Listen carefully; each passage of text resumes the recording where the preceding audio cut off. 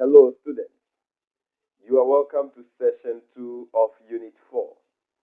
And in this session, we'll be looking at the classification of instructional materials used in physics. My name is Patrick Ej. Now, at the end of this session, you should be able to identify the types of instructional materials needed for effective teaching and learning of physics. Now, there are different types of instructional materials that are used for the effective teaching and learning of physics. We saw that a whole lot of instructional materials do exist. A whole lot of instructional materials are at the disposal of the physics teacher.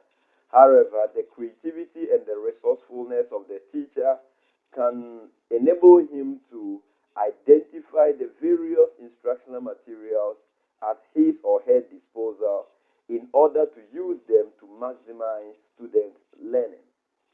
And these instructional materials are the visual aids, or what we call the pictorial media, audio media, as well as audio visual aids. Now let's look at visual aids or pictorial media. And these are resource materials or tools which appeal to the sense of sight and touch as well as smell.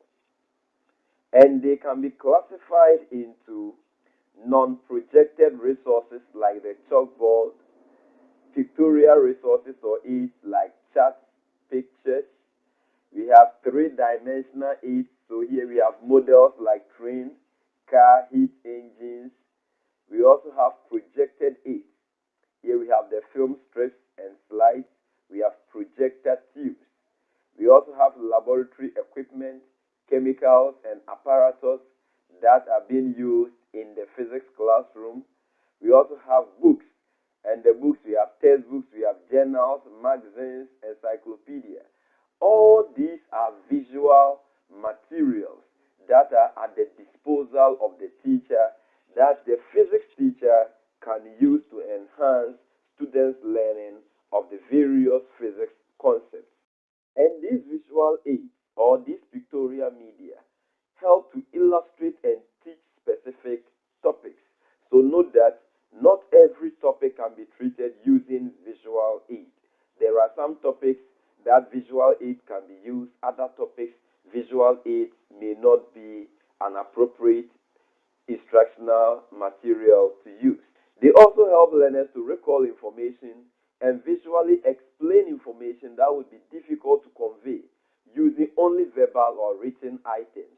So when there are some information, there is a concept you want to teach, but learners are finding it difficult to understand what you have been saying, you can use a visual aid to illustrate what you want to present to them. And they provide more realistic interpretation, motivate students, and help them to relate an action or depict a story. And finally, they can be used in any lighted environment. So once you are in an environment where students can clearly see everything over there, then it means you can use a visual aid. What this means is that you cannot use a visual aid in a dark room unless maybe you want to demonstrate a certain concept in that dark room, then that is a different case. However, if that is not what you want to do, then understand that visual aids cannot be used in dark rooms or dark environments. Let's look at audio media. And these are resources which appeal to the sense of hearing and touch. And they are sounds transmitted, purchased, or received through high fidelity waves which are heard through audio equipment. And these include radio, phonographs, as well as tape recorders. So you, the teacher, you can record yourself on a tape, or you can take a recording of a certain concept done by a different instructor or a different teacher, and you play such an audio to your learners. And audio media include radio and broadcast, recordings, as well as language laboratory. So these are the forms of audio media that we have. And let's look at the forms of the audio media. So radio and broadcast. And these are educational materials either live or taped. It means it can be a live something that learners will have experience, or it can be a pre-recorded session, that is a taped one that you present to your learners. And it can also be school broadcast or a general broadcast.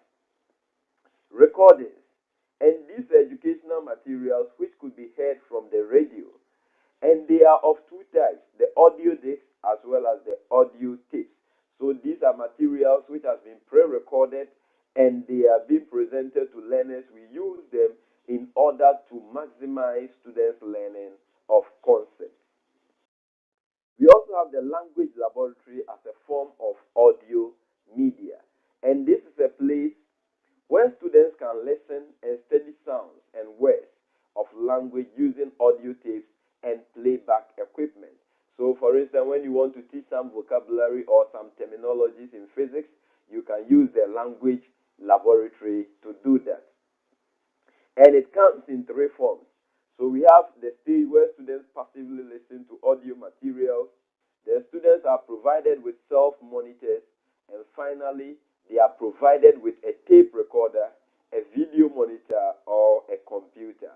That is in the language laboratory. Now, the final type of instructional material we're looking at is the audio-visual aids. And so this combines audio and visual.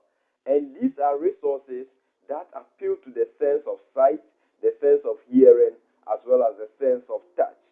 And they include sound film projector, television, we have videotape recorder, as well as tapes, and the computer itself.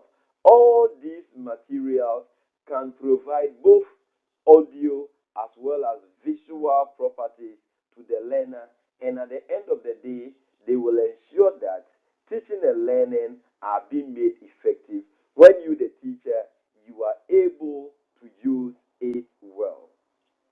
Students, in this session, we have looked at the types of instructional materials. And we saw the types of instructional materials as the visual aids or the pictorial media, the audio media, as well as the audio visual aids. However, you must understand that it is your ability, your resourcefulness, your creativity to use these media or to use these materials that is going to enhance the teaching and learning of physics.